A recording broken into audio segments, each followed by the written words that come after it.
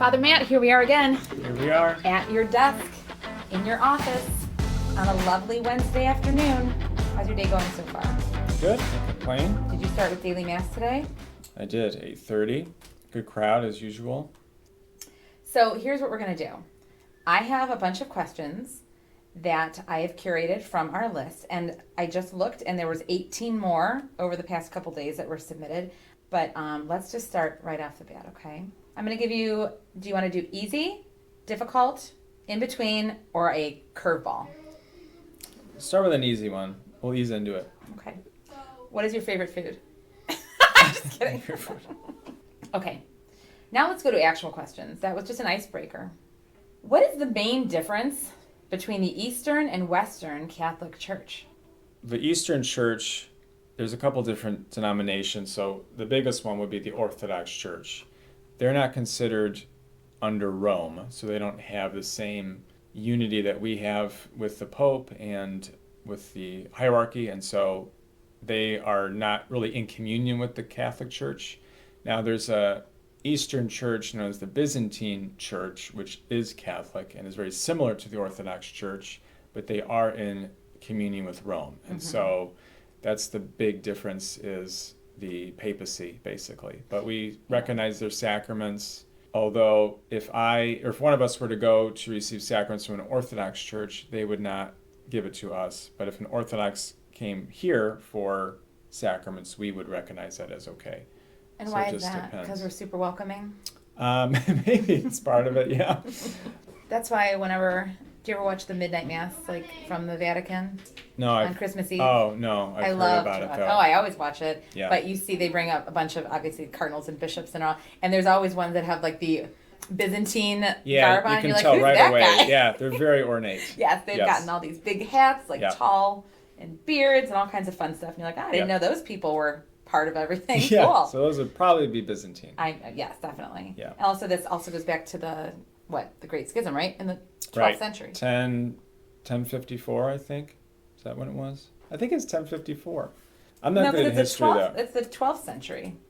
I mean, a lot of things led up to that moment, Why did I think it was the 12th regarding the century? split. But Okay, well, that was a good history lesson from two people that don't know what they're talking yeah, about. here you go. So take that with a grain of salt. Basically, the end result is we can give them sacraments. They want nothing to do with us. And if you watch Midnight Mass, you'll see the guys with the hats. That's right. Okay. Yep. What do you think about Pope Francis and papal infallibility? Let me start with papal infallibility. That is, I believe most scholars say that that's been invoked 7 or 8 times since it's been implemented. So, contrary to popular belief, it doesn't teach that whatever the Pope says is true necessarily. So only when the Pope teaches on faith and morals within the context of the bishops and the magisterium of the church. So it's there to protect church teachings, basically. So I think it's a good thing. Pope Francis, personally, I really like Pope Francis. I think his whole pontificate since 2013, has been focused on the poor, on charity, on the vulnerable, on all those things that Christ really taught. I think from the very beginning, he's lived that out a lot. Mm-hmm. I do think he's misquoted and misunderstood many times. I always tell people it's best just to go to the original source to see what he said or wrote. And if you do that, everything, as far as I can tell, has been in line with church teaching, within charity and reason. And so I think he's done a great job of modeling the truth of the gospel in a way that is approachable and in charity. Yeah. So I'm also a big Francis fan. Yeah, I think we could really learn a lot from his teachings, but also the way that he's lived his pontificate. So I think he's done a really good job. What if you hear somebody confess a heinous crime? Do you have to keep it a secret? That's a common question. That is a common question. So in most things in life, there are exceptions to rules, but this is the one thing where there's not. So I am under the seal of confession, so whatever anybody says to me, no matter what, I cannot say anything to anybody about it.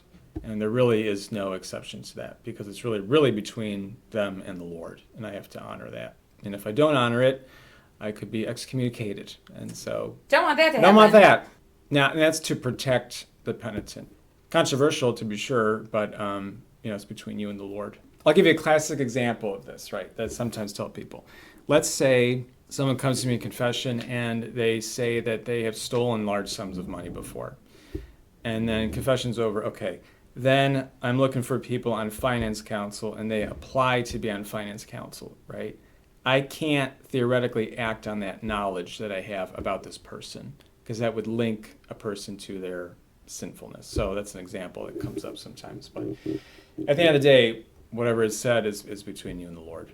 I can't remember what I read or heard, that there was a priest that heard somebody confess to just having murdered somebody, and they were able to convince them that they would go to the police station with them. I mean, you can try to do that. You could try to counsel and say, I think it would be a really good idea if you turned yourself in, but you can't. You can't. I couldn't go to them and say this person did it. Right. You could try to compel them. Yeah. If it's specifically heinous. Right. What is your favorite and least favorite book of the Bible? Now, there's no least favorites. Come on. It's all the Word of God, It's all divine. Oh, man. Favorite book of the Bible. Can I guess what's your favorite? You can, but I don't even know yet. Well, then I'm not going to say it. What is it? I would say... I'm going to guess it's New Testament. Okay. And I'm going to guess James.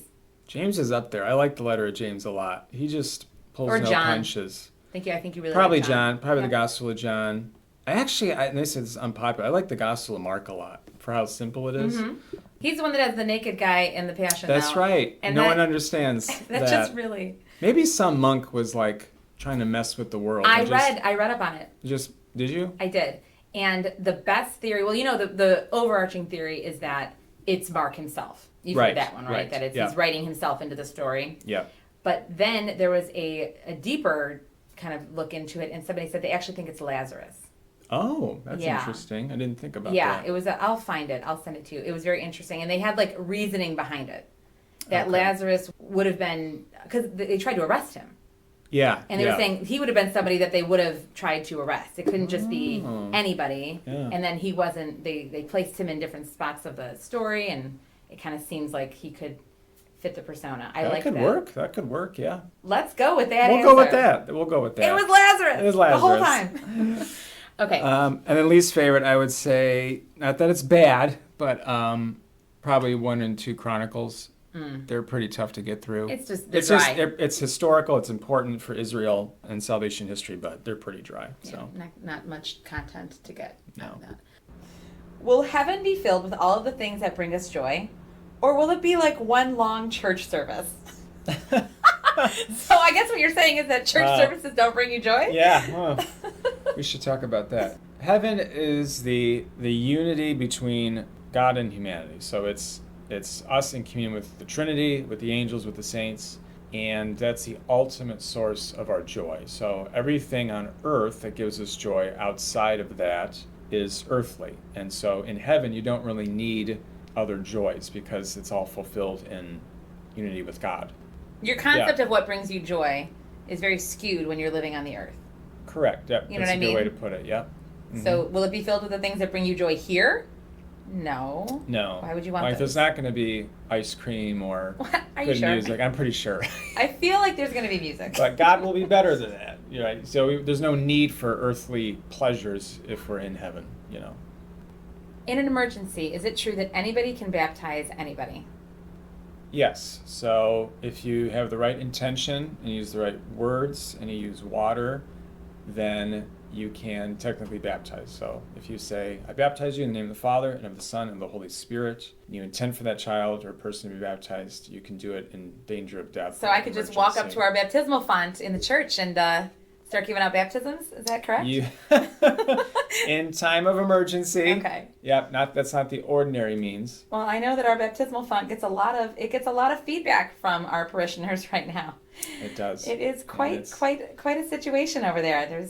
Yeah, it's served its time, I think, and we're working on eventually in the near future, hopefully, getting a new one and to get that aesthetically going. And if you haven't been to our church, we have a immersion font that has some maintenance issues. It leaks and some other things. So I know that's a project that's on a lot of people's minds, and it will be exciting when we undertake that. That'll be an exciting update for our church, hopefully in the near future, maybe.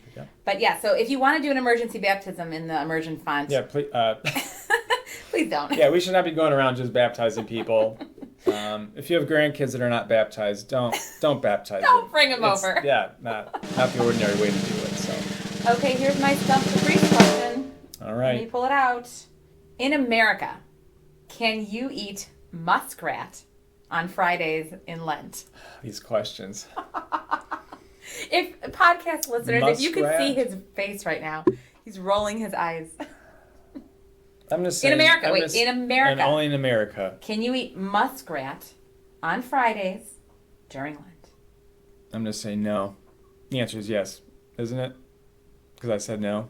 This is the third time I have asked you one of these questions, Yeah. and every They've time you always been say yes. no, and every time it's Well, yes. I think it's gonna be a trick question. Like So maybe I was- this time it'll be no. And it's gonna be, but not this time. Okay, you can. Wrong. You can. So let me tell you the history of it, actually. It's quite interesting. So last time we did this, I asked about beaver tail, Mhm. and the answer was Yes, you can. you can, and that's going to be featured on our 2025 Lenten fish fry menu. Mhm. But similar to their cousins, the beaver, muskrats, which are mammals, are considered fish due to their aquatic lifestyles, but only in the Archdiocese of Detroit. Oh, all right. And the reason it began is because it was not out of desire to find a loophole. It was because there was a starvation happening and fishing was impossible. And so they decided, because muskrats spent a bunch of time in the water, Yeah. they're the closest thing. We don't want people to starve. So muskrats are also allowed. And here's the best little known fact. Up until 2020, because COVID ruined everything, Mm-hmm. there was one parish in the Detroit area that hosted an annual muskrat dinner. Oh, wow. Up until 2020. In 2019, we could have gone to Detroit and eaten muskrat. Maybe it'll come back. Maybe we should bring it back. Maybe Maybe not. we should do muskrat dinner. We'll stick with cod, I think. Oh, we're going to do gator bites and beaver tail. Well, Gator you know what bites. it'll be? You know how they have the special every Friday? We have a different rotating special. Right, right. One of the Fridays it'll be muskrat. Maybe it'll be a hit. Would you try it? I would try it if it was deep fried.